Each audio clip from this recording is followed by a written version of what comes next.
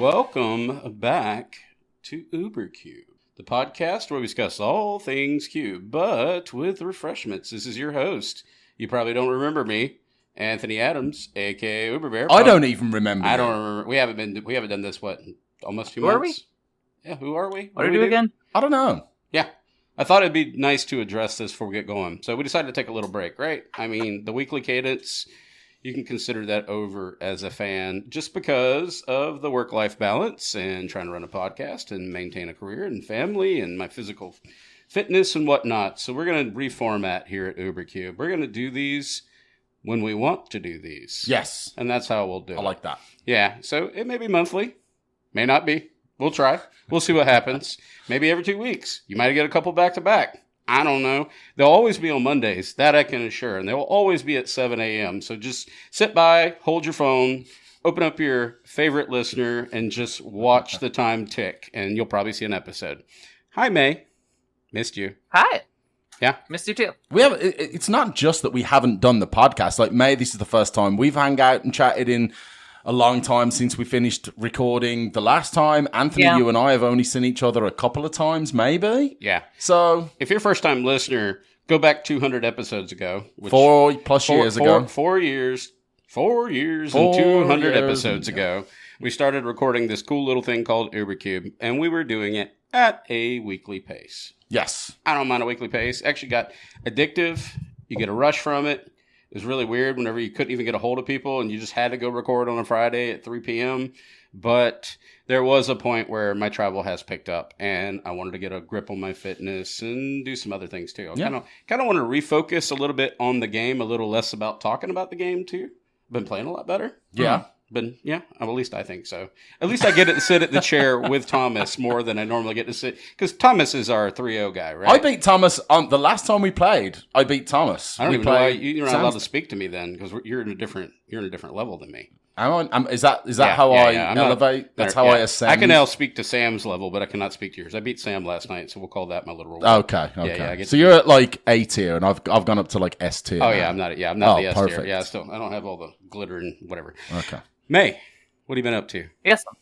Updates. Well, just been keeping busy, doing social stuff and taking care of myself around, my local area. So, been mostly hanging out with friends and taking a break for myself. So, I've been growing some tomatoes in the backyard. And nice. Been reading a lot. I built a new cube. Ooh. Oh. Yeah. New cube. Okay, so first of all, before we get to the cube, May, what you reading? Well, let's go down the list. I've been reading Wicked. I have been reading a bunch of other nonfiction things. Most of it is about, like, pharmacy stuff. Some of it was about sign language. I've been learning some French. That's been new. Ah. Yeah. Voulez-vous coucher avec moi ce soir? Fermez la grande bouche. I don't know much French. I'm working on it, though. I just exhausted all mine. Yeah. And a new cube. Yeah. I got I Spy, which is like a very Dan inspired top deck manipulation type cube. Okay, nice. It's a lot of scrying, surveilling. We'll talk about it on a future episode. It is actually came out the gate pretty good because I opened it up on day one to feedback and I did not color balance it. These two things allowed it just to play well out the gate. All right. Let's start with, because this is, as is our tradition, what you drinking? Let's start, May. I understand there was something brewing in the background for you. What you got? I made myself some English breakfast tea. Oh, always good. Always good. Anthony, what you got? Actually, I'm cutting it back again on the alcohol. So it's an Athletic. It is the Free Wave non-alcoholic IPA. It's a hazy. Nice. I'm going to try it out. Ooh, okay. Good for you. I got myself, I'm taking it easy. I've got a highlight. It's an easy IPA. It's like a low. I've been running and stuff a lot, and I'm trying to work out and getting back into it. So, yeah. I'm glad.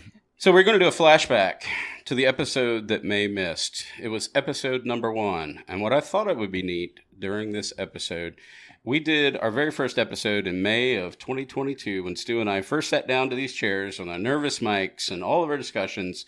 We decided we want to talk about the Swords of Fallen Favor. And we have referenced that a lot.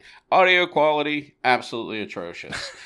Some of the points, they're okay. They still hold up. But we basically at the time talked about the different swords. What would have been at the time the 8 swords, trying to predict the other two swords, which is a fun little community thing. We got some responses. Yeah. We got fairly close, but we definitely did not get them right. No. And we talked about Jitte, and we talked about like I guess where equipment of the time in May of 2022 lands. So I thought it would be neat for us to talk about equipment, but now we're going to fast forward all the way up to July of 2026. And we're going to talk about how the landscape of cube design in reference to equipment and what curators and designers can do, and players, everybody, how they feel about different cards and how they fit into different genres. We're going to use our base rate that we normally talk about. You know, you've got your thematic designs. You may hear us say that a few times. We're going to reference some of our cubes. Again, if you're a new listener, we may say some pauper, some peasant. We may say some fey cube. We may, just for different, or powered vintage, legacy. You'll hear us reference that, but we're not going to focus on power level so much. We're just going to focus on, I guess, the fun factor of a lot of these cards, but we may have some steep conversations. Well, you're saying let's not focus on power level. I came out the gate. As is our custom, the first card that is shown in Anthony's show notes that we always upload to our Discord is probably the most iconic equipment adjacent card, certainly from you can go all the way from constructed to vintage cube to, I don't know, probably a gazillion other cubes that's out there. And that is Stoneforge Mystic. What does it do? For somebody that may or may not know what this card is and they've lived under a rock. Okay, so Stoneforge Mystic is a creature core artificer, 1 colorless and 1 white. When it enters, you may search your library for an equipment card, reveal it, put it into your hand, then shuffle your library, and you can pay 1 a colorless and tap. You may put an equipment card from your hand onto the battlefield. And you've got a couple of examples below Stoneforge Mystic as to what was kind of the jam back in the day. We left out Loxodon Warhammer, and it would have been kind of chasing Loxodon Warhammer, Batterskull. The Batterskull swords, is what I'm going whatever for. they had, the swords. Yeah. And what were you doing? We love Battleskull. Okay, let me ask you a question, though. In the modern era, and let's go Power Max just for a minute. Let's go down the level of Powered Vintage. In that world, Stoneforge Mystic as a tutor and the ability to cheat it out, get the equipment at instant speed onto the battlefield, is it still relevant? And why was it Batterskull? Okay, so Batterskull presented a significant threat. It enters and creates the 0/0 germ. So not only are you getting an equipment, you're getting a creature built in that it's attached to. And so, typically the line was as quickly as possible, get Stoneforge Mystic down. Next turn, probably you would play Something Can Pass, make sure you've got your 2 mana up. And then at the end of your opponent's next turn, pay the 2, tap, get Batterskull in and start swinging. And get a 4/4 lifelink. You get a 4/4 lifelink vigilance. That you could bounce back. And yeah, exactly. So I'll be honest, it's a fun play, but I kind of think that Batterskull was on its last legs for a while in a vintage cube perspective. And maybe it just kind of was carried by reputation, at least towards the latter stages of Batterskull's real, sort of power level when it was in that vintage cube environment. However, Stoneforge Mystic got a new toy. Yeah. And I think it was that new toy that took it off life support, albeit briefly, and kind of gave it some life again. Cauldron Complete. And that was Cauldron Complete. Complete. Spelled weirdly. Spelled very weird. Complete. Complete. Whatever. May's learning French. Maybe she can tell us what that means. But that's ambitious. I'm very new to French. But yeah, I really do think, at least from a vintage perspective, that Cauldron was just the card that extended Stoneforge Mystic's life for a short period of time. I haven't seen it in many of the lists that I follow on Cube Cobra and some of the, the really more popular vintage cube content creators with their cubes. It's just not in there. There's no Batterskull. There's no Cauldron. There's no Stoneforge. And I think the reality is that as much as it's a fun play, Stoneforge and the adjacent high-power cheaty interplay equipment that were so prevalent for a long time in the vintage cube, it's just not strong enough anymore, which is so unfortunate. I disagree. So we had this debate last night, and I actually didn't go into a full-scale war with Chris because I do agree with part of what you said. Actually, my original thought process was it's just not strong enough, or it's not even a matter of strength. It feels stagnant. It feels not as interesting as modern Magic has become. No. Everything does so many things. The fact that you have to have 2 pieces in order to form this, I got you combo that they're well aware is dropping down a 4/4 vigilance. It would normally cost you 5, and if they break that chain, you're in trouble. We know all that, right? In the individual pricing of it. However, I got to talking about it, and my 540 Power Vintage list, I still have Batterskull, and I've been looking at it, and it has become a little bit of an eyesore for me, and I'm willing to keep it, because you could still, let's go with the theoretical, I'm desperate, I'm tinkering it out, whatever you can think of. There's all kinds of ways. Sure. Not saying that's ideal, but I'm saying it's still viable, because it has legs. And the advent of living weapon, and we'll call it pseudo-modern Magic now, everything just comes with legs on it already. It used to be, I'd have to hand you your shield. Here's your shield, May. Here's your axe or your sword. Now, you don't have to do that at all. You just automatically come in and you show up and you go, I've got my halberd. Absolutely. It's right here. And I'm already wearing it. And that's the case for both of those, for both Batterskull and Cauldron. So they both came down with a body. But it's interesting. So you're obviously going to be emotionally invested in it when it relates to your cube, right? Yeah. But now let's take the context of vintage cubes. And I know we're kind of sticking to that high power level right now, but I feel like it's worthy for a card like Stoneforge, right? So now you think, okay, your cube, where would you rank it in the overall sort of optimized rankings? Oh, extremely low. It's quite low. The reason why I brought this up just last night is Chris runs a 360. He does. He did not confirm his list, but I just asked him out of curiosity, are you still running like Stoneforge and Batterskull? It kind of came up. We didn't really harp on it too much, but he said, I think so. I think yes. And that kind of took me back for a second, because at 540, I get Grace. Look, if I'm trying to run the peaks of power and you've got this inner core of, all the most powerful magic you can have, I'm allowed to have the outer bands. 100%. Right? But at 360, if he's following that whole dogma of I'm going to be the best in town, right? Then it becomes a real squeaky wheel real and fast. Let's be honest. Or at least it takes a spot. Well, but he's also kind of not, if you were to look at it, right? Because Chris does not run Time Vault combo. That's correct. He's not running Initiative. It's just an...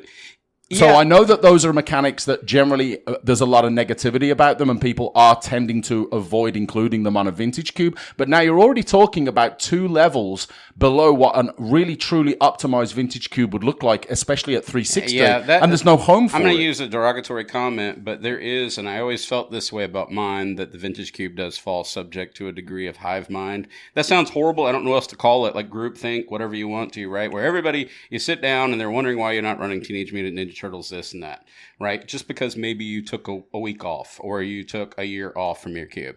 But there is a point where, as we have become, and I don't want to go off this tangent too much, but as we have become much stronger designers, we have now decided what is healthy for our cube. Go back to the initiative, not to go off on the tangent, but it wasn't just the community, it was people falling off. Everybody put in the initiative, and then it started breaking cubes in half and giving purpose. But then suddenly we realized it just wasn't fun either. So again, there's a point where you can take a powered max cube and still put your own spin on it. And it doesn't have to follow this optimization. It doesn't have to. But if you want it to be at a relatively high power level, doesn't even have to be at that max power level, then again, I think if you want to try and keep things as clean and as balanced as possible, then you may struggle. Let's double back to Stoneforge Mystic. A tutor and a fast cheat out. Tutor and a body. Right? Tutor and a body. Yep. It's very Snapcaster in that formatting, right? Sure. It gets a thing, does a thing. It's an engine, if you will, right? Now we're looking at modern Magic cards, May. We're looking at something different. We're not going to talk about the Batterskulls and all that. The field of battle has changed. These things do more things now. And they're a lot more interesting. So back to my dilemma I presented you. Stoneforge keeps getting, reinvigoration over time. Sure, we had Cauldron Complete, and then it said, yeah, let's go again. Let's do it again. But now we got stuff like Iron Man armor or skateboard. And these, even though they cost less than the reason why you were attempting to cheat in at instant speed with the Stoneforge Mystic ability after you fetched it, now you can cheat in other things that do more interesting things. May? There's not enough Colossal Dreadmask in this conversation. Oh, I love that card. I'm glad you brought it up. Truly the most powerful card. Everything. Colossal Dreadmaw in Living Weapon 4. Well, First off, if you have a cube, I want you to reach out to us. If you have Colossal Dread Maul, and then you put a Colossal Dread Mask on the Colossal Dread Maul, you are my hero.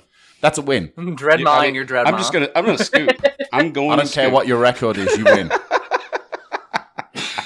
Iron Man armor, just for context. This is from the new Marvel set, and that's our current version of new at today's recording of July the 10th.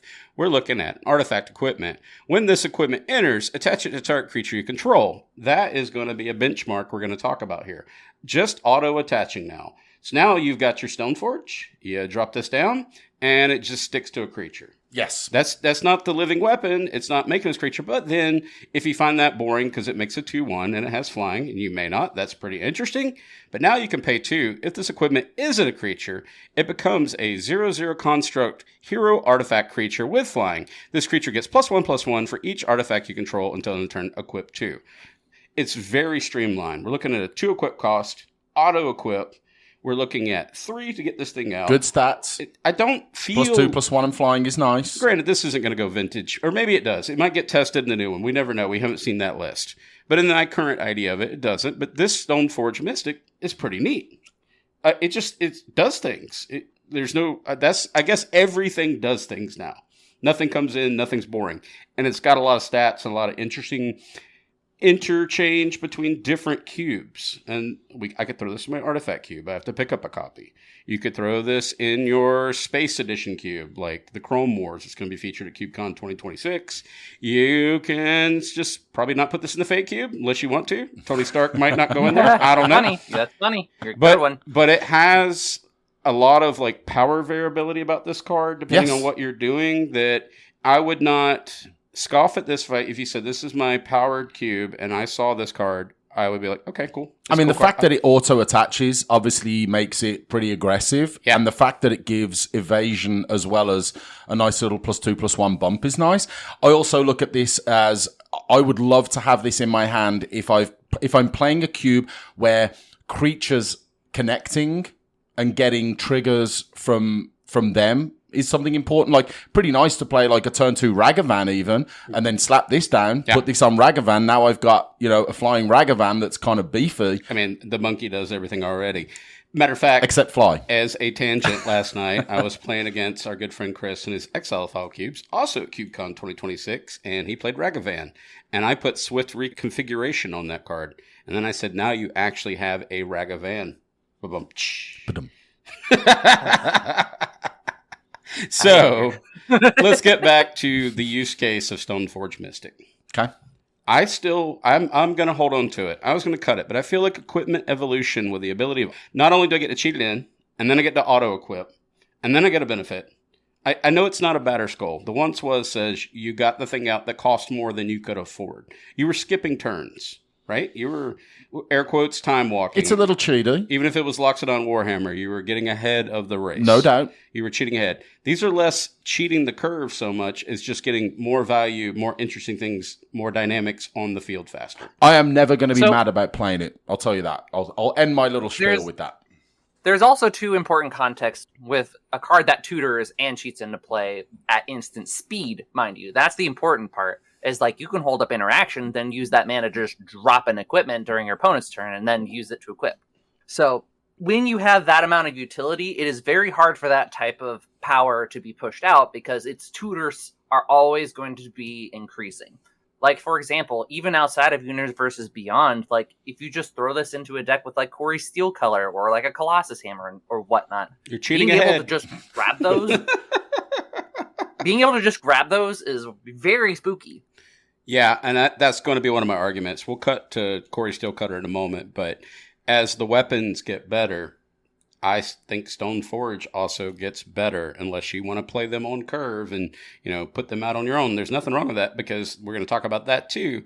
But most of these come with nice warm bodies attached to them now. They're all living weapons of some sort, or they do something to produce their own built-in mechanism in order to mass produce the things that you want to attach to them. There's no more world of, I've got the Loxodon Warhammer, now I go to stick it to the creature and you remove it with your Doomblade. And I go, oh man, I just spent all this mana, right? Or Colossal Dreadmaw, you took it out, right? It's a different world now. And I think it changes the way that we're going to look at equipment in the year of 2026. It just plays a different thing. Now, I think the edge case is right. I don't disagree with anything you said about Stoneforge Mystic holding on by the fringes, but as the equipment gets more versatile, I see the use cases increasing. Just different. Yeah, I mean, I think sort of the one slight counter argument I would have is that even though, I think Corey Stillcutter is a great example of like modern, very, very streamlined, bordering on overpowered equipment. I mean, the kind of decks that you're going to play that in, do you need or want a Stoneforge Mystic? Right? When you think about what... You do not. You don't need it. You don't need it. It's Corey Stillcutter is a card that you just kind of put in whatever you like, and it's such a strong built-in engine, threat, creates monks with prowess. I mean... You don't need that. Do you even want to be able to? Well, let's skip ahead of the script here because that is a discussion. I mean, I've got a layout here, but it doesn't particularly matter. But let's go to Corey Steelcutter. Tell the audience what that does. All right. It's pretty strong. So Corey Steelcutter, 1 and a red, artifact equipment. Equipped creature gets +1/+1 and has trample and haste. Yep. So now you're getting double keywords as well as +1/+1 for 2 mana, not 3. Whenever you cast your second spell each turn, create a 1/1 white monk creature token with prowess, and you may attach this equipment to it. So automatically, now you're getting a bump for the creatures, as well as the creatures themselves. You're getting, the +1/+1 bump, multiple keywords, and you're creating creatures, and the Corey Stillcutter is attaching it to itself to them. So when this first came out, Uber Bear's Artifact Cube. By the way, let's pause for a second. We're all going to be at CubeCon 2026. At least I am. I don't believe you other two are. But just so everybody knows, tickets are available for CubeCon 2026. Myself, Samich, and others will be joining us. Our good friend David Wilsey is going to be there, our regional dragonologist. That's right. Mono White Cube is going to be in there. We got a lot of stuff. Matter of fact, Uber Cube picked the Mono White Cube this year because it's pretty sick. We played that last night. It is. All right, that's enough of that weird commercial break and interruption. Back to the Corey Steelcutter. When this card was first revealed, I looked at it. I evaluated it for my artifact cube. On paper, it looks neat. And then, to follow May's trend is I just didn't want to have monk tokens and additional ideas going on. And the more I have seen this card in play, in action, in Samich's Exile files, he ultimately, at the moment of me speaking, as you know, he'll put it right back, but he has cut it. He cut it because we made a case. I made a case, and he didn't particularly listen to me, but then Bill said the same thing I said, just better, and then suddenly listened to it. But, love you, Chris, but that's how this always works. And, like mom. But, which is back in, by the way. But Corey Steelcutter is out. And the reason why, in the Exile files, it's all about exiling and manipulating, game spaces and game pieces, objects outside of the game state, pulling them back in, stuff like Foretell and all that. This card was just a strictly value engine. Just a value engine. The logic that I believe, because Chris and I talked about this a lot of times, was, well, if you're doing this exile thing and you're bringing a creature back in, you get rewarded for the multiple casting, the flurry, right? You're bringing things in. You're intended to pay reduced costs like Foretell or whatever you're doing, and then bring it back in. So there's good opportunity cost for you to make this happen and make a monk. Agreed. But it didn't particularly much matter. It didn't matter at all. It just kind of plays this card plays itself. Yes. It just happens for playing Magic. Right. Even if you don't follow the bit. You can put this card in most cubes, and if you're running it, I'm proud of you. But you give it at most cubes, and it literally just says, if you play Magic, you get a really good board state. Correct.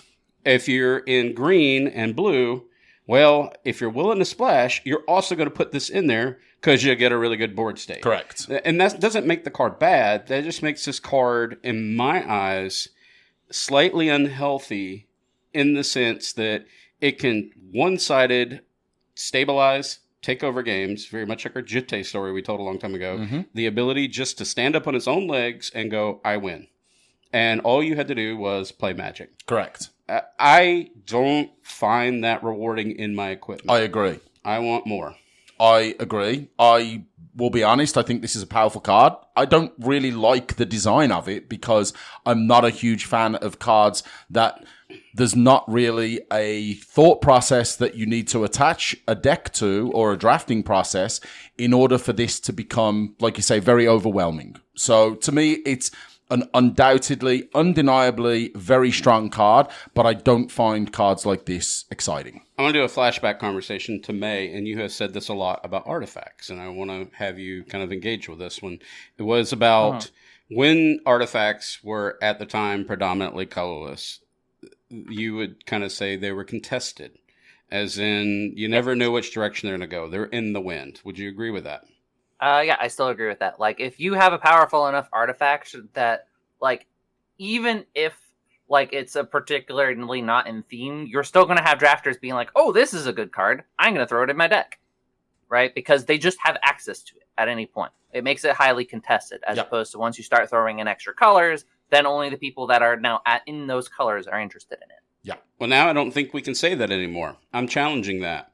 I'm going to say Corey Steelcutter with its one red splash is also fair game to the table. Correct. And that anybody that... Well, that's because it's good enough to swing the direction. Yeah, and you might be building this sick Aristocrats build that you're so proud of in Orzhov, and you're really following that train, you know, you're picking up the pieces, and then this comes around the table, and you go, this has nothing to do with that, but, they make monks, and monks die, I guess, so I'll use that as my cannon fodder for my Aristocrats, and next thing you know, your Aristocrats aren't doing anything. Let me reframe your argument, so that way you can kind of realize why I'm still going to push back on it.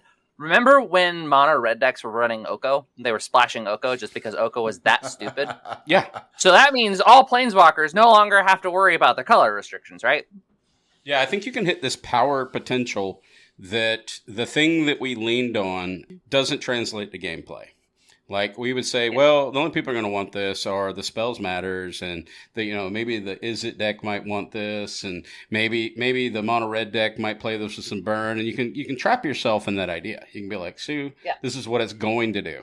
And then Stu picks it up and goes, you know what, I'm in Gruul Smashy, and I got some Rampant Growths, and I'm going to beat you to death with a Corey Steelcutter, and it has nothing to do with what the deck does. Now, I understand that people like that, but I think cards like this fall prey to being soupy, as in creating soupy decks. I like to see, I know we're drafting, and we're drafting from a cube, and you're never going to get the same deck twice. I know that. But it is really neat whenever your deck has like synergies, and it kind of folds, and it looks like you took some time, and it's got a nice curve, and you constructed it, right? You constructed it in 20 minutes, and you played, and you 3-0-6-0'd.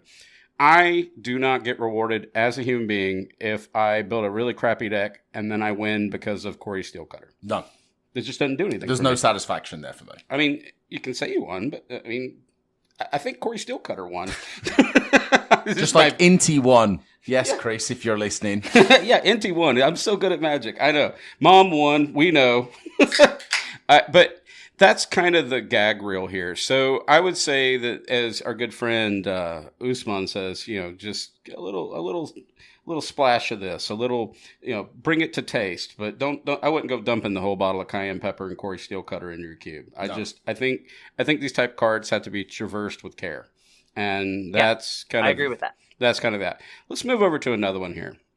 That is going to seem a little weird that I'm saying all this, but I feel like it's a little bit more in the vein of what you're trying to do, and that's Glimmerlands. Specifically, I want to talk about 4 Mirrodin. This is a mechanic that I'm huge. I love this mechanic. I love it in all forms, and I just picked a few cards from it.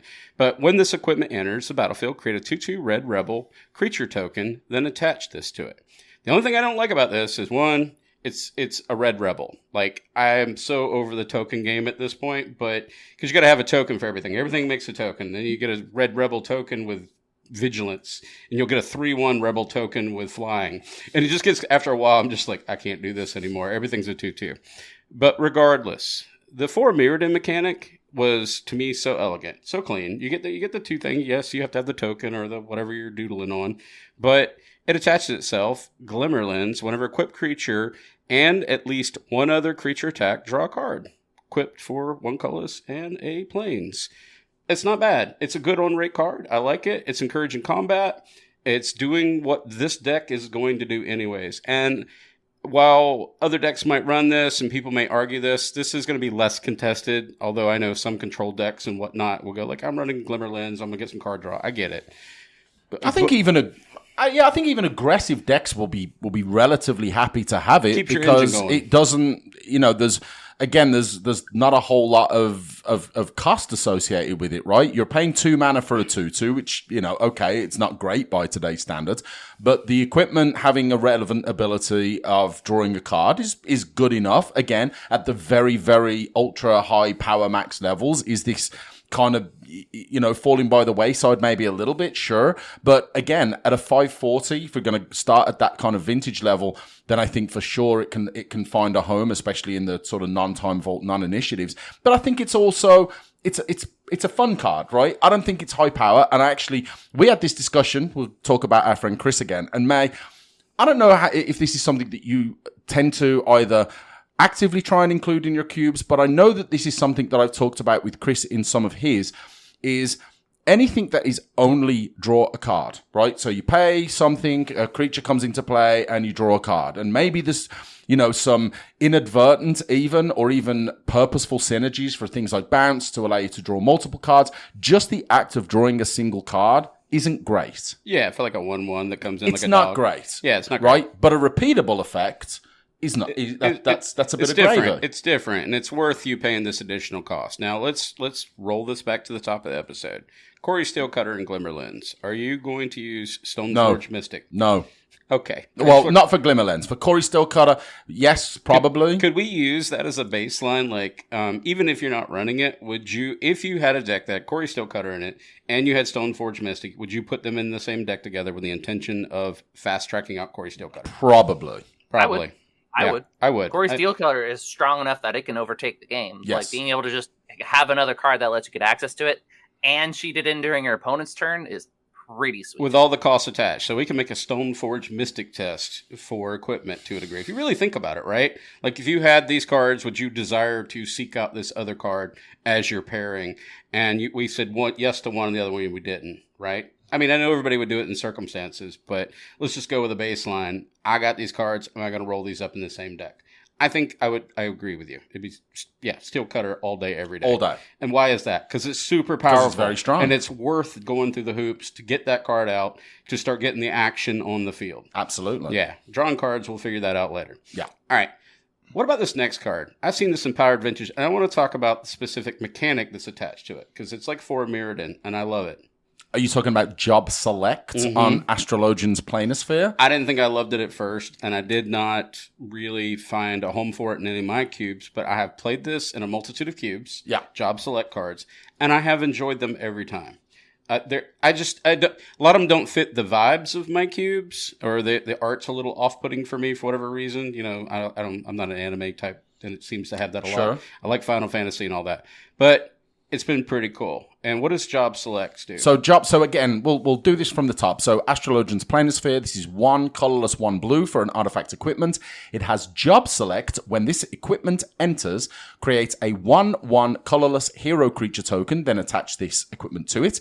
Equipped creature is a wizard in addition to other types, and has whenever you cast a non-creature spell and whenever you draw your 3rd card each turn, put a +1/+1 counter on this creature. So Brainstorm and Ponder, that kind of stuff. Pretty nice. Another thing that was brought to my attention recently, our friend Jason's working on, he's always working with perpetual cubes, none of which I'll ever get to play because I don't know if they exist, but he has the Lord of the Rings cube, never played it, heard it exist. But now he's working on a Marvel cube, never played it, heard it's going to be existing.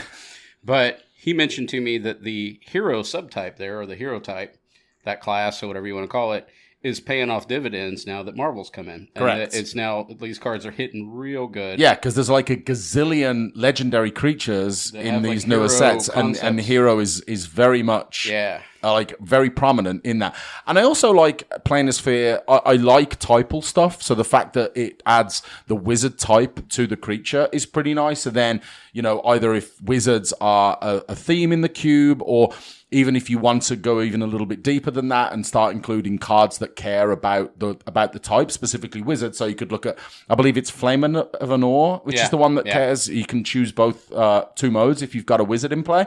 So I think things like this, so much flexibility. It grows a creature. It's relatively inexpensive to come down. and it has a decent payoff. I like cards like this, May, because the way they read is you open this up in a pack and you see it, and it inspires a cube. Like, I want a cube that this works really well in. I'm gonna do some wizards. I want some jobs. It's a springboard type card that kind of signals a lot of like different things you can do with You could do lots of things. You can go counters, you can go typal wizards, you can go control like with the non-creature stuff. Cube builder. Yeah. May? I mean, I think that not only just that one's a good card, like I actually threw a lot of the job select cards into the Fey Cube as an example, because usually when we're looking for like living weapon type stuff, finding good thematics is a little difficult when I'm in a very strict theme. However, there were a lot of these types of job select cards that have generally pretty good effects, while also being like, the best thing about them is that not only do they have the specific types that you might be looking for, but these are equipment that also come in as creatures in a way that makes them a lot more draftable than just, are you in the equipment deck? And I think that is one of the more like attractive factors to like living weapon style cards. And I think Job Select did a really good job of like implementing that, because it's just like, if you have a cube that cares about typal stuff like the Fey Cube does, it was a great way for you to like introduce ways to add more party members without having to worry about like, my stuff's getting removed or whatnot. Yeah, and right? I think 4 Mirrodin and Job Select did a great job of making it not feel so like, the Loxodon Warhammer. I have this piece of equipment. I'm going to attach it to this creature. I'm going to try to win. It feels more like a creature, right? It is when you cast it, it has all the look and feel of a creature. And it doesn't feel any different. It doesn't feel like this other game object so much until you got to move it later. I get that. But to me, initially it doesn't. It plays a bit more like a story piece rather than just just something that comes down. Just I put a thing down. Yeah. Which I do adore this next card, but I want to kind of go back to the living weapon concept for anybody that's not familiar or you're new to Magic or whatever. When this equipment enters the battlefield, create a 0/0 black Phyrexian Germ creature token, then attach this to this. And this is kind of the springboard for most of these other effects we have seen. It works. So Nettlecyst is a card that I cited to highlight here. This is not modern. I think it's from Modern Horizons, actually. It is Modern Horizons 2. Yeah, Modern Horizons 2. It is a good card. It is a 3 colorless artifact equipment. Equipped creature gets +1/+1 for each artifact and or enchantment you control. Equipped 2. I run this in Uber's Artifact Cube.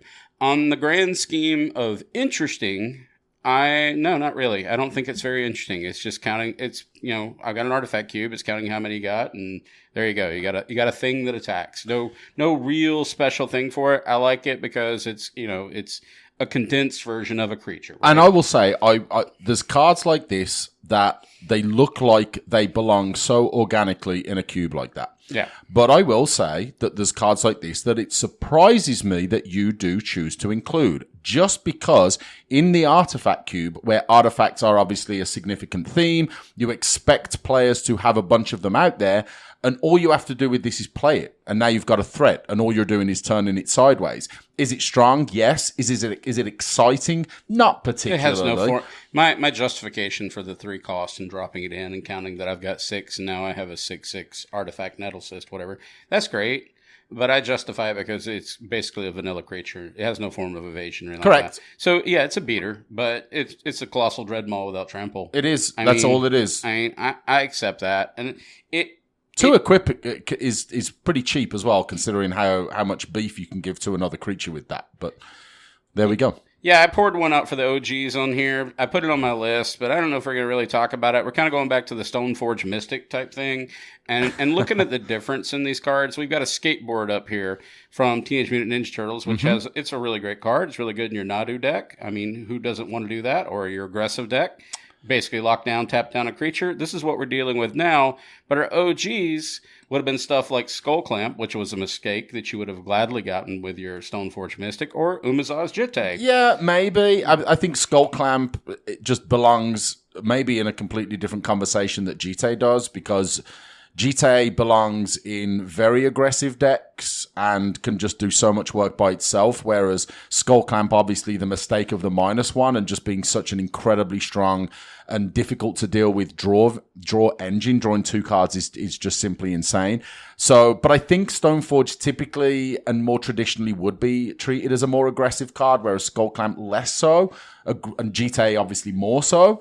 But certainly belong in the annals of the bonkers powerful but if we look at back to the idea of modern equipment, back then it was such a disparity between the really crappy little short sword that you had versus Loxodon Warhammer and a Batterskull, and they were very much separated way apart, right? Well, by and the canyon. swords as well, right? You do have to give. There was like this canyon, this top end of these things that just put themselves in full sets of everybody's cubes at the time, which was predominantly at the time vintage cubes, and they're like, got to have the best of the best. Well, unfortunately, these 15 different pieces of equipment that require a creature were the best of the time. Yeah. Right? Now we're looking at a lot more diversity in these cards. The things that if those best in the colorless coordinate there would have done back then, we would have considered bad. That now, looking at all these 4 Mirrodin cards, like Hexplate Wallbreaker or Kimba's Banner, and I'm going to include these in the show notes, or Mirrodin Bardiche, Silvok Battle Chair, Volshock Splitter. That now you can actually get flavor wins and put these in cubes of all types, right? They open up a whole new array of cubes, and they don't look as goofy as, say, a short sword. I mean, at the time. Well, I think also there's just the reality that, in modern Magic, as much as there's good stats on something like Hexplate Wallbreaker, so I'll cover that one real quick. 3 colorless, 2 red for an artifact equipment. So equipped creature gets +2/+2. Whenever equipped creature attacks, if it's the first combat phase of the turn, untap each attacking creature. After that phase, there is an additional combat phase. So that is a very powerful effect. You basically get a 4/4 for 5 mana. Essentially. Combat. I didn't include the 4 Mirrodin, right? Yeah. So if you took out the 4 Mirrodin and it just had the rest of the text on that card, how playable would that be? And where would you kind of have to figure that out as far as the overall power level of your cube in order for it to be viable to spend 5 mana on something that doesn't do anything? You would really be spending, what am I counting there? You'd be spending 9 mana over 2 turns. And that's if you've got another... And you've got to have, in that case, another creature. So you've got to have a board state that supports it. You get a 3/3 that encourages combat. Exactly. For 9 mana. Right? So, so I think for something like that, and if you look at, Kemba's Banner and Mirrodin Bardiche and all the other cards, I think for the sake of what modern Magic is like, they kind of have to. They have to come down with a creature attached to them. Otherwise, they're just not going to be good enough. One of the big things that I think that kind of gets overlooked is something like Aetherspark, for example, where it kind of has that, I would say, almost inverse GT type role, right? Where it's just, it comes down, it generates you a lot of value, but it's not really pressuring your opponent in the same way that GT does. But it's one of those things that it's just like, here we have like an artifact equipment planeswalker thing that you can just drop on the board, make your thing bigger, and just keep drawing a bunch of cards and eventually just out mana your opponent. And that's like one of those cards that is just like, we have a lot more complex and dynamic's not the word, but a lot more complex designs for cards because Batterskull came out like 15 years ago or so, right? Like, a lot changes in 15 years. Your menu of a designer doesn't look like the shortened lunch menu at a restaurant, right? You get Exactly. the full entrees now. Yeah. Even when you think about it as something that like follows the similar beats to Batterskull, like Cauldron Complete, right? Cauldron Complete is another one of those living weapon style cards. It comes down, it's very threatening. The equipment itself is indestructible, and how much are people really like looking to put that in the deck as a genuine question? And what people don't remember is you used to have 3 cards to build Cauldron, and I could never get all 3. I only had like the helmet. You remember these Cauldron cards? It was Cauldron's sword and Cauldron's like helm or something. You got 3 pieces and you built a Voltron and put them all together, and you're like, yeah, I completed the assembly of Cauldron. See, now then they just cheat ahead in Modern Magic and go, here, he's complete anyway. That would be a design that I could get behind if you had like 3 or 4. It'd be like an RPG video game, right? Where you've got these different sets, right? I'm a big Diablo 2 guy, so you've got these 3, 4, 5, 6 pieces of equipment that belong to the same like quote unquote set.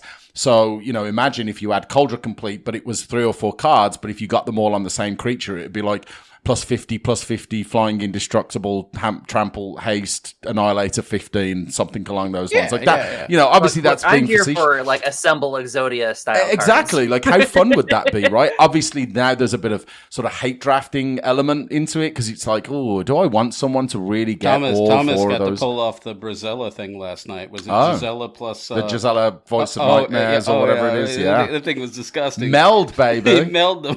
Yeah, I love that. So going back to some cards to give you a little bit more deck building diversity or cube building diversity, and we're going to kind of stick with the cards we have on here. Check out our show notes. But like Black Mage's Rod, it's another one of those job selects that comes in. The creature gets +1, and whenever you cast a non-creature spell, this creature deals 1 damage to each opponent, and it's a wizard in addition to its other types. Now, this 1 damage to each opponent could work, say, in my 2-headed giant cube. It could theoretically work in the Fey cube because you're supporting the wizard's concepts. It could go into, what is that, a common? It's common, right? Am I reading that right? Common? Or is that, it doesn't matter. We'll call it either peasant. No, it's probably peasant. is. I can't tell. It's a common. It's a common. Black Mage's Rod is a common. Fantastic for a pauper cube, right? Yes. You're going to have non-creature spells may be a little bit more creature-centric in those, but with modern magic and what's happening, sure, yeah, I'd rock this in a pauper cube all day. Our good friend Chris wanted me to highlight a card for Peasant Cube that he has been saying is killing it. Normally means it's super optimal if we know Chris, right? But Dragon's Lance for 1 colorless and a white, you get an artifact equipment, another job select. We got a Cooper in the background. Equipped creature gets +1/+0 and is a knight in addition to its other types. I don't think that matters a whole lot, but during your turn, equipped creature has flying. So basically you're getting You're getting a 2/1 flyer for 2. That's pretty good stats for a Peasant Cube, right? I mean, most of the stuff's coming down the ground. It's a good aggressive card. I don't think I particularly love it, but here we are. It's a card. I mean, obviously, it kind of fits how Chris likes to construct. Certainly, he likes to play aggro. So, typically you're going to find a lot of cards like this in his cubes, especially in Boros, where, again, this comes down, you create the 1/1, the equipped creature gets +1/+0. It has a typal effect. I don't know if knights are a big deal in that cube, but it's 2 mana for a 2/1, and on your turn it has flying, so you got a decent chance that it can swing and attack. The thing I don't like about it, honestly, is the equip 4, I think, is incredibly overcosted, even though, just for +1/+0 and flying, I think that's incredibly excessive. I don't know why the equip cost is so high on that. Can I interest you in Humble Barbed Spike? Yeah. I like Barbed Spike. It's just a 2/1 that same thing. has flying, right? Yeah. I can get down with that. It doesn't give flying, but it has. You don't get to select a job. You don't get a career. Nope, you don't get a career. You just got a Barbed Spike. But you can be a hero. You can be a hero here too. You can walk around. Imagine going to the office and telling everybody you got selected for the job and I am a hero. Everybody's going to love you. You're going to do great. No, we're talking about heroes all the time. On the week that Bonnie Tyler passed away as well. So shout out to Bonnie. Another one that I have seen showing up in a ton of cubes, and I love to see it. I want to say it was like in Choop's, Atoll, something, Pirates, Desert Cube. Can't think of the name of it. Bloody Bay, whatever he's calling the thing. It's a really cool cube. It's a Desert Cube. Also, totally screwing that up. Shout out to Choop, featured at CubeCon 2026. But Machinist Arsenal is a really cool card for 4 colors and 1 white. You get the job select again. It's equipment.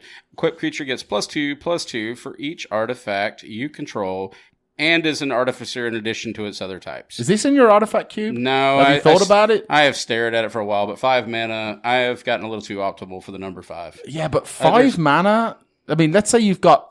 I'm not going to do it. Let's say you've got 3 other artifacts, right? So you've got a 1/1 plus...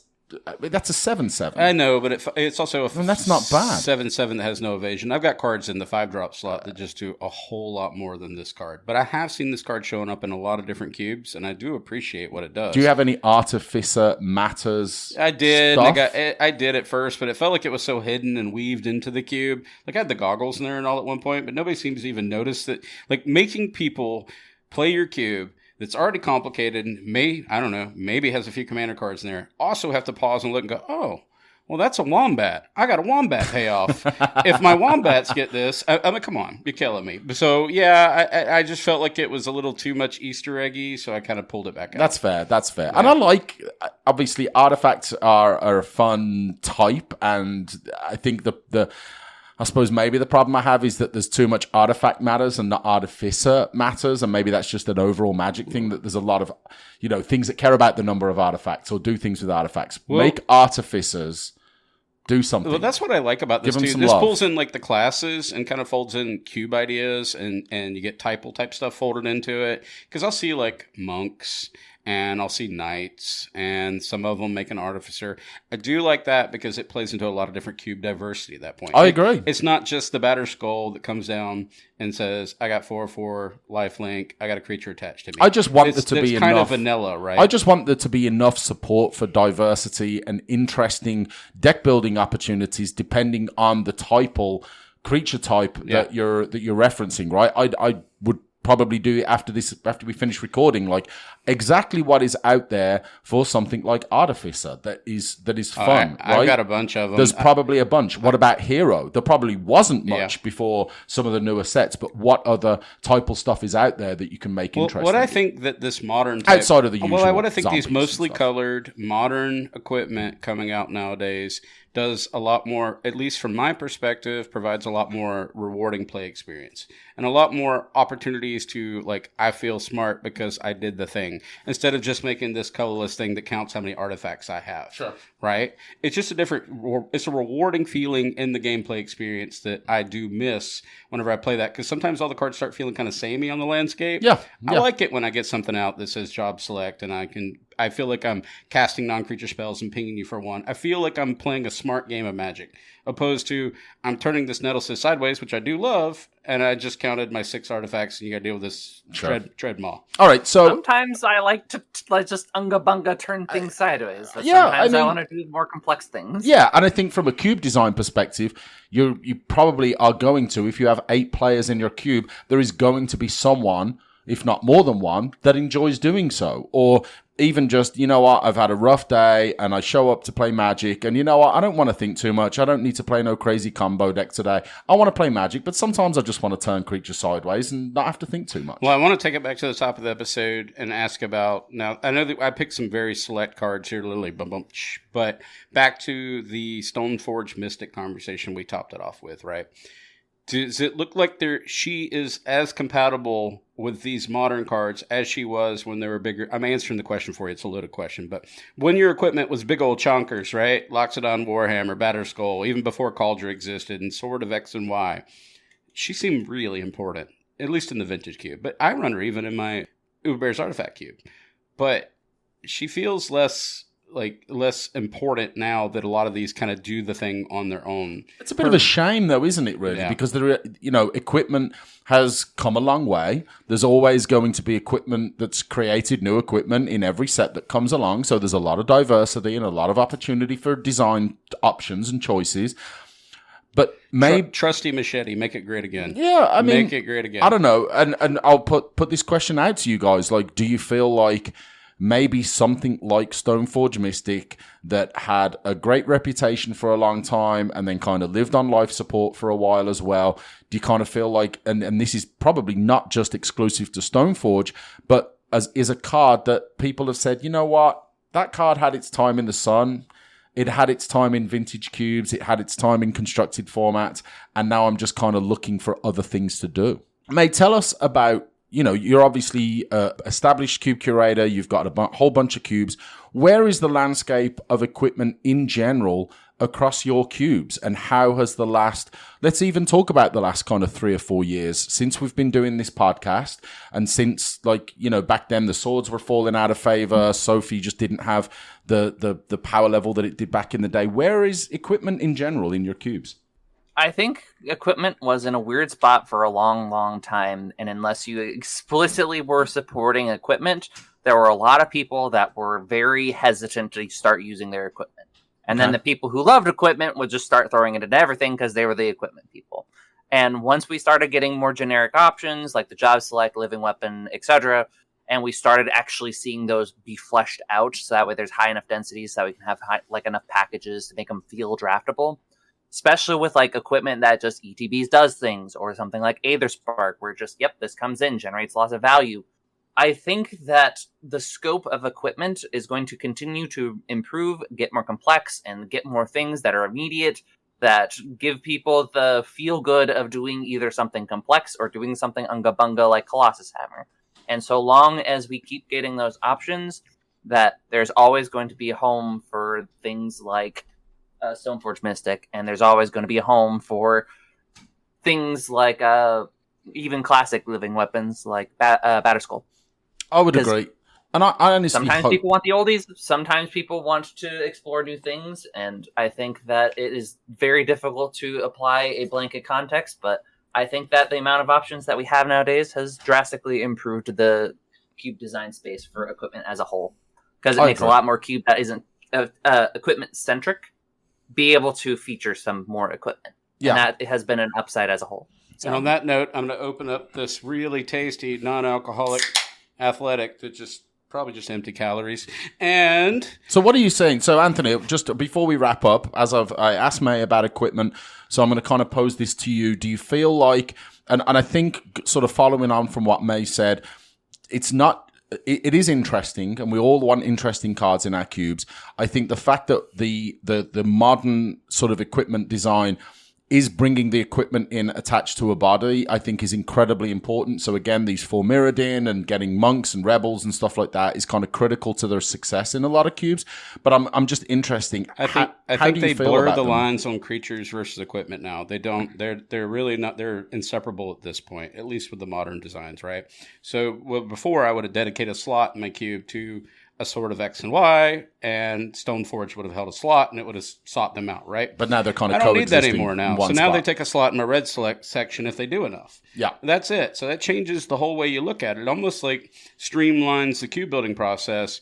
My only fear is that the cards are so standalone and so they're on an island all by themselves that they don't have to look at the other equipment to care what you got going on, right? Whereas before how much do you really have to build for Corey Steel Cutter as an example? Yeah, it was really exciting before when you built this. I didn't like it, but people felt really cool when they got this giant juggernaut, right? You can't stop the beatdown coming at you. The sword of Sophie's on it, and it's, oh man, now they're attaching Batterskull to it. Like, what is this thing coming at me? And, let's put a bone splitter on it. Even Cauldra. Yeah. Like, how many times have you watched your opponent put Stoneforge and then Cauldra down and been like, you know what? If I don't have an answer to this, which requires a fairly specific answer, I'm going to die in like 3 or 4 hits. And the funny thing is, I still cannot run Cauldra complete in my artifact cube. It's just it's too good. It just asks a question that I can't answer, and the only thing I can say, well, it dies to removal if you drew the removal. Oh, and also if you'd gotten the removal out of your sideboard and put it in your main deck, oh, you took it out. Oh, well, you always got next game to try to recover. Cauldra complete is indestructible. Yes. Yeah. So I just kind of like to avoid cards like that from a curation standpoint. I like these new ones because they're vulnerable.